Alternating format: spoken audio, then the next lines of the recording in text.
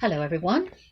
I want to talk to you about something that somebody made in the Bible, but just to begin with, I want to show you this. You might be wondering what it is. It's actually an ingenious little design. It's a lady in Flint.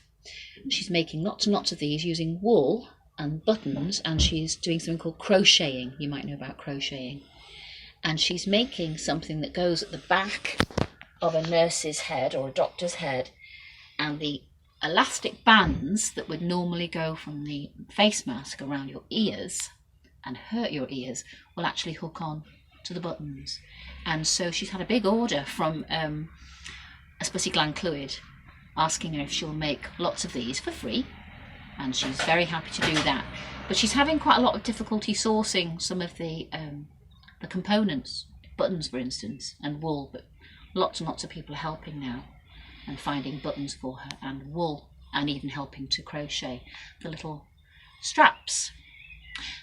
But I want to direct our attention to a rather more amazing make, if you like, that use lots of different components. And it's the beginning of the story of Noah, and I know a lot of you will be familiar with that story. We know that after Adam and Eve had their children, generations of people developed all sorts of making skills. They could make things with metal and wood and fabrics, and people became very, very clever and inventive, just as this lady has become, using crochet and buttons. God has made us creative. But the sad thing is that at that time, people didn't love God. They weren't worshipping him. They were just worshipping themselves, really. And God was very angry with the world, we're told. But God found one man who loved him and obeyed him. And he wanted to do what was right and good. No one else around him was like that. He was the only one that was righteous, and his name was Noah. And one day, God told Noah what he planned to do. I must put an end to all the wickedness, God said. People have spoiled my world with all their bad and cruel deeds. I'm going to send a flood that will destroy everything. But you and your family will be kept safe. You must start building a big boat. And God gave Noah the pattern and the measurements for the huge ark that would be able to survive the flood that he was going to send. It was to be made of strong wood, lined and covered with waterproof tar.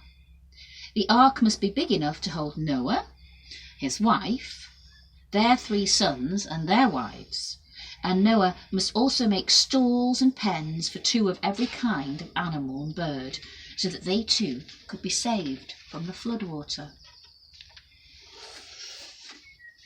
And Noah did just as God said. It took a long time to collect all the materials and build that enormous boat. Passers-by and those who lived near wondered what Noah was doing and made fun of him. As he hammered away, Noah warned them of the flood that was coming. He tried to persuade them to stop doing wrong and to obey God, but no one paid any attention to what Noah said.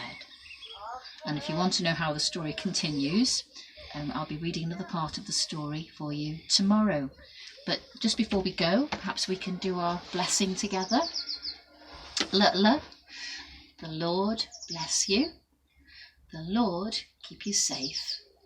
The Lord give you his peace. Till we meet again. Amen. Good night, everyone. Bye-bye.